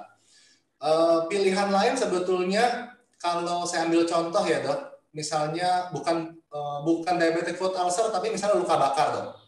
Yang sederhana itu yang bisa kita gunakan di rumah itu cling wrap dok, plastik cling wrap yang buat makanan itu. Nah itu jauh lebih bagus kita gunakan untuk menutup luka ketimbang kita menggunakan kasa misalnya, karena itu sangat bertentangan dengan prinsip menjaga kelembapan dan sebagainya. Tapi sekali lagi itu kan first aid yang kepepet di rumah. Nah kalau pertanyaannya yang ideal, memang saya sulit untuk menjawab karena ya pilihannya yang sangat terbatas ya. Costly untuk saat ini dok. Tapi sebetulnya ya dok, saya pernah hitung biaya orang kehilangan kaki, kehilangan pekerjaan, dan hidup quality of life yang menurun ketimbang kita rawat dengan dressing yang baik, walaupun saat ini kelihatannya mahal, itu tetap jauh lebih menguntungkan sebetulnya. Ketimbang dia harus kehilangan kaki, diamputasi, dan quality of life-nya menurun, bahkan sampai resiko kematian. Gitu. Ya, ya. Baik, terima kasih Dr. Adi. Dr. Suko, ada pertanyaan yang dipilih untuk dijawab live, atau mau saya bacakan? Boleh saya sedang cari-cari tapi belum ya, ini ketemu. Nih tadi Dr. Suko tadi ada pertanyaan mengenai luka yang kaki tadi ya. Apakah ada kemungkinan terjadi peripheral artery disease pada kuku jari tangan kiri dan kadang terasa nyeri pada lengan kiri dan dada di dekat jantung? Jadi kalau tadi kan sebenarnya yang banyak disampaikan Dr. Adi, Dr. Suko, dan Dr. Diki kan ditungkai ya. Tapi kalau jari tangan bagaimana? Terima kasih Dr. Sunu. Jadi di jari tangan bukan hal yang tidak mungkin ya. Walaupun jarang bisa juga terjadi di jari tangan. Bisa karena Raynaud phenomenon. Itu salah satu ininya ya. Salah satu differential diagnosisnya adalah Raynaud. Nanti teman-teman search Raynaud phenomenon. Bisa juga misalnya pada pasien yang dibuat AV fistula untuk hemodialisis, ya, dibuat AV fistula untuk hemodialisis, kadang-kadang alirannya tercuri, kita menyebutnya steal. Jadi aliran darahnya yang harusnya ke distal lari ke vena, karena itu memang sengaja dibuat untuk membuat akses untuk hemodialisis. Kebetulan mungkin flow-nya menjadi lebih besar ke vena daripada ke distal. Kadang-kadang ada juga existing aterosklerotik pada katakan arteri radialisnya, sehingga sudah kecuri ke vena, ke distalnya juga berkurang karena ada stenosis. Jadi bisa terjadi juga pada ekstremitas atas, Dr. Suno. Oke, terima kasih. Dr. Diki juga ada ini tambahan untuk PAD di tangan gitu, Dr. Diki? Ya sama seperti yang tadi Dr. Suko katakan. Cuma pada umumnya PKD di tangan yang di praktik saya temukan adalah Steele syndrome, di mana pasiennya sudah dilakukan simino, kemudian dominan flow-nya dia ke itunya. Biasanya ada secara surgical memang ada beberapa teknik yang bisa dilakukan, dan biasanya sih itu bisa diatasi, nggak terlalu complicated. Okay. Baik, ada beberapa pertanyaan lain, misalnya ini tentang post puncture tadi yang disampaikan oleh Dr. Suko tadi ya. Itu mungkin secara spesifik bisa lebih diperjelas, Dr. Suko. Baik, terima kasih. Post puncture itu gini, kadang-kadang kita memerlukan akses arteri maupun vena femoralis ya. Kadang-kadang puncture-nya susah sehingga terjadi multiple puncture dan terjadi cedera baik pada arteri maupun vena. Nah, itu semakin besar kemungkinan cedera pada arteri tersebut bisa menyebabkan trombus dan tromboemboli dari site of puncture tadi. Nah, makanya sekarang di banyak institusi itu sangat dianjurkan untuk melakukan yang disebut ultrasound guided puncture. Jadi kita pakai USG puncture-nya. Jadi lebih jelas kemana kita akan menusuk pembuluh darah tersebut. Jadi semakin kecil pembuluh darahnya, semakin multiple puncture-nya, semakin jelek existing pembuluh darahnya, misalnya kalsifikasi, ada trombus, existing trombus, itu semakin meningkatkan terjadinya kemungkinan trombosis pasca puncture, Dr. Sunu. Baik. Jadi, ya, terima kasih. Ini dari Dr. Jonathan untuk Dr. Adi ya. Untuk pasien dengan DFU, seberapa seringkah perlu dilakukan debridement untuk merangsang granulasi jaringan secara optimal, Dr. Adi? Ya, makasih dok. Jadi debridement atau nekrotomi itu tidak melulu perlu dikerjakan di kamar operasi, apalagi kalau pasien dengan neuropati bisa kita kerjakan di bedside, di poli, di rawat jalan. Nah, idealnya itu guidelines paper mengajarkan kita debridement atau nekrotomi berulang itu setiap 3 hari. Kenapa 3 hari? Itu berkaitan dengan siklus pembentukan biofilm dok. Jadi biofilm itu menurut studi di hari ketiga dia sudah mencapai ke tahapan mature biofilm. Dia sudah matang dan dia itu sudah siap untuk berekspansi. Nah, di titik itulah kenapa 3 hari, karena kita mau membuang struktur biofilmnya supaya kemudian antiseptik yang kita berikan bisa bekerja optimal untuk mencegah pembentukan biofilm baru. Jadi idealnya 3 hari sebetulnya. Tapi terkadang tergantung lukanya, kadang kita juga bisa berani 5 hari atau bahkan beberapa luka itu bisa seminggu, tergantung kondisi jaringan lukanya. Ya, terima kasih. Ya, terima kasih Dr. Adi. Ini ada undangan Dr. Adi ke Padang untuk menjadi dokter spesialis wound care juga di Padang. Tadi ada satu pertanyaan yang sebenarnya mungkin tidak spesifik di wound management ya, tetapi pada aortic dissection ya. Mungkin tadi Dr. Diki secara teks sudah menulis yang dari Dr. Antonia. Mungkin bisa disampaikan secara live, Dr. Diki, pertanyaan dari Dr. Antonia yang tadi tentang diseksi aorta ya. Oke, terima kasih. Tadi Dr. Antonia menanyakan apa yang harus dilakukan, berapa lama evaluasi pada pasien dengan dilatasi dari aortic root, tadi Dr. Sunu. Emang agak sedikit di luar, tapi nggak apa-apa, saya rasa jawab aja. Ya, prinsipnya kalau kelainan aorta di proksimal dari arcus aorta, itu sampai saat ini yang kita anut adalah pembedahan. Tapi pembedahan seperti apa? Pembedahannya tergantung satu diameter, kedua komplikasi yang terjadi. Aortic root dilatasi sering disertai dengan aortic insufficiency. Kalau ada aortic insufficiency, biasanya kita lakukan Bentall prosedur, katupnya diganti, aortic rootnya diganti, koronernya kita implantasi. Tapi kalau nggak ada aortic regurgitasi, kita lihat diameter aortic rootnya. Kalau dia di atas 4 cm, mungkin kita masih bisa evaluasi, tapi kalau dia udah 4,5, mungkin kita harus warning. Biasanya kita evaluasi setiap 3-6 bulan. Gitu. Kalau misalnya dia, tapi tergantung juga ya, karena untuk badannya kecil, diameter 4 cm itu udah sangat besar buat dia. Gitu. Makanya kita evaluasi kemajuannya, apakah dia meningkat sampai 1,5 kali dari diameter aorta yang normal atau enggak. Demikian, Dr. Ya. Baik, terima kasih Dr. Diki. Ini juga pertanyaan lagi untuk Dr. Adi. Untuk luka bakar akut dan kronik, itu perawatan lukanya bagaimana, Dr. Adi? Ya dok, jadi luka bakar dok itu idealnya adalah luka akut. Kalau luka bakar menjadi kronik berarti ada sesuatu yang terjadi selama penanganan sehingga penyembuhannya nggak optimal. Nah, prinsipnya sebetulnya secara garis besar sama dok. Artinya konsep time tadi sangat penting untuk kita ikuti. Jadi mulai dari debridement dan menjaga supaya dia tetap lembab. Ini yang kadang-kadang sering miss ya dok ya, karena masih banyak setelah debridement baik, kemudian ditutup dengan contact layer dressing seperti sufratul atau baktigras, kemudian tutup dengan kasa. Nah ini yang menyulitkan karena di situasi kering itu terjadi pertumbuhan jaringan yang nggak optimal sehingga harus re-debridement ulang dan sebagainya. Sementara kalau kita bisa jaga tetap lembab dengan dressing yang paling simpel mungkin transparan film deh dok, seperti kalau saya sebut brand seperti misalnya Tegaderm gitu ya, itu sangat bisa membantu jauh baik ketimbang kita gunakan kasa. Dan antiseptiknya bisa kita pilih yang seperti saya sudah jawab juga di Q&A, ada Catexomer, ada silver dressing dan sebagainya. Satu lagi mungkin saya mau singgung soal madu ya dok. Mungkin Dr. Sunu pernah mendengar gitu kita ya, gunakan betul. madu minum ya. Ya. Nah ini karena dari sejawat yang biasa menangani luka bakar itu merekomendasikan menggunakan madu itu yang diminum untuk taruh di atas luka. Nah, tadi ada pertanyaan juga dari sejawat ya, Dokter Adi ya, tentang madu sama apa tadi ya?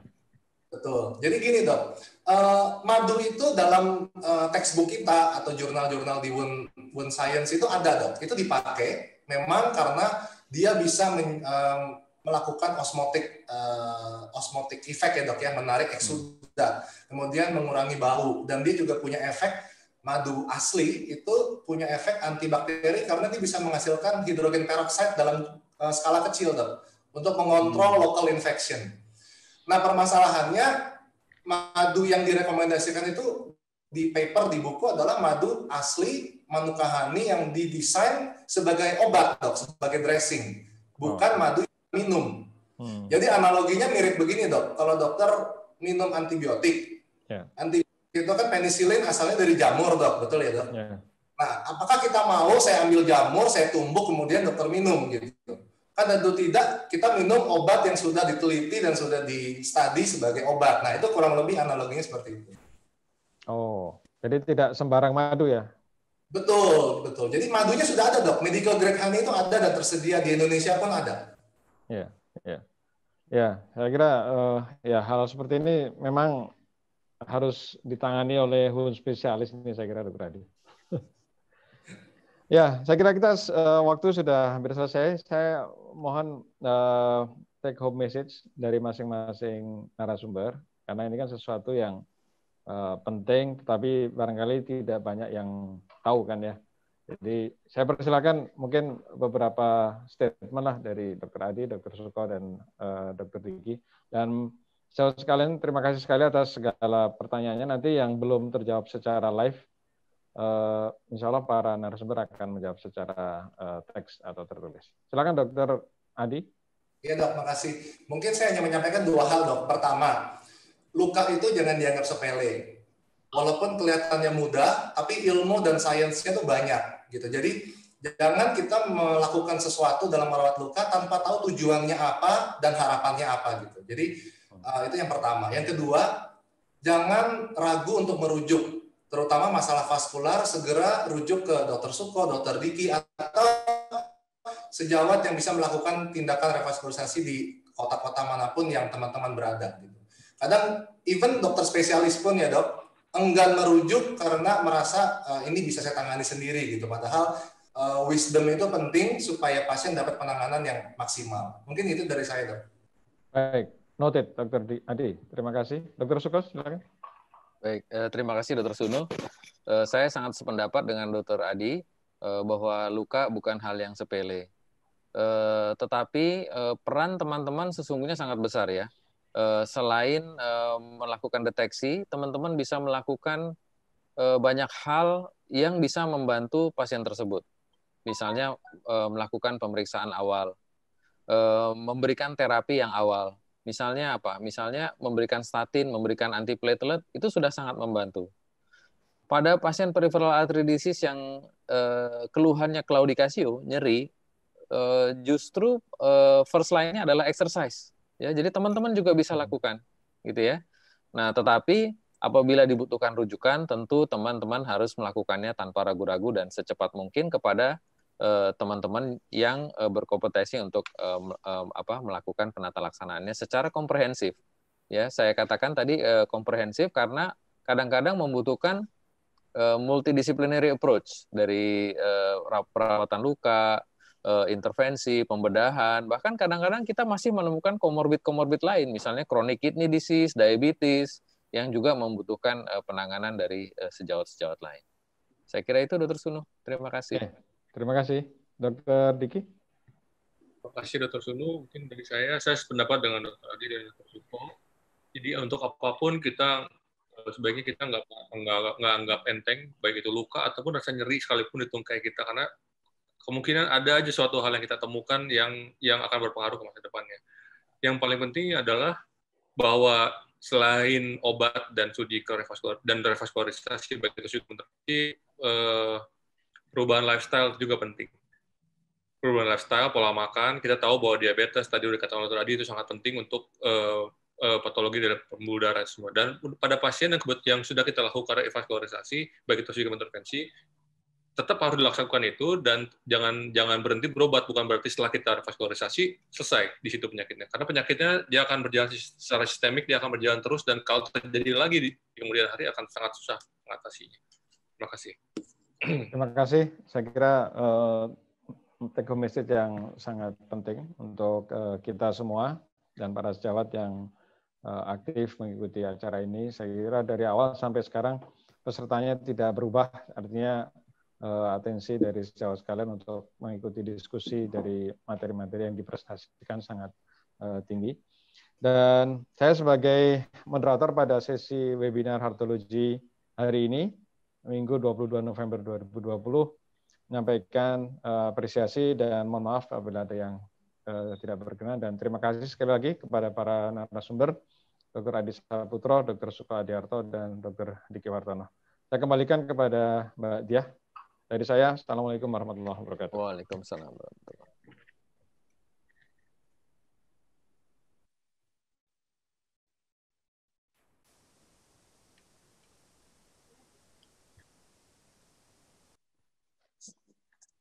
Baik, terima kasih kepada seluruh narasumber, Boston Scientific, dan seluruh peserta webinar.